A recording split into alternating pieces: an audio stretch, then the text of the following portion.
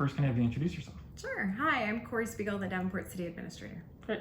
So can you tell me just quickly the process that the city plans on going through with rezoning the Davenport Mall, what that would entail, and why the city is looking at this?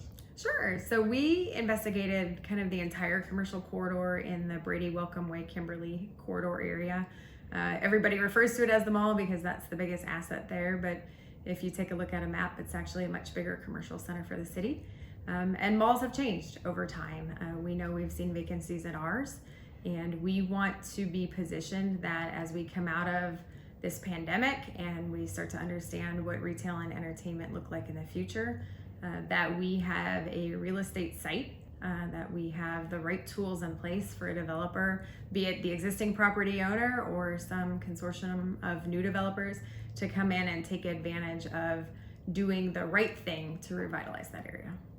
So is there kind of a particular vision or strategy that the city is looking at for that property?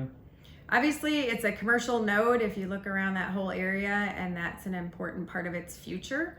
But when you think about the neighborhoods around it, and they're great neighborhoods that are around it, introducing residential into these areas, we've seen that trend nationwide and think it would be successful here. The same if you look at entertainment or education or sports, all sorts of activities, right? Malls are no longer solely about shopping. They are now about experiencing life on a 24/7 basis. Okay. And how has the pandemic and the rise of e-commerce played into kind of this rezoning process and maybe the city's timeline for wanting to, start to look at that property? I think the pandemic was a reflection point. We all stayed home in some ways or others. We all learned how to shop. My senior parents know how to internet shop now, which maybe they didn't before the pandemic. And we know that's impacting merchants, and some of them have evolved and have found a really great platform to do both in-person and online shopping. But we know that the mall that was built in the 80s is not going to be the mall of the 2030s. And so for us, rezoning is really about setting this property up for success. And then lastly, can you just talk about kind of the timing of this process and when residents would kind of start to see this move forward?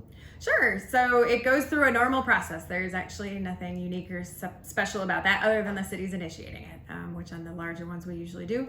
There will be a notification period, as is customary. It'll go before planning and zoning, and then because it is a rezoning, it'll go through 6 different council meetings, so 3 full ordinance hearings at council.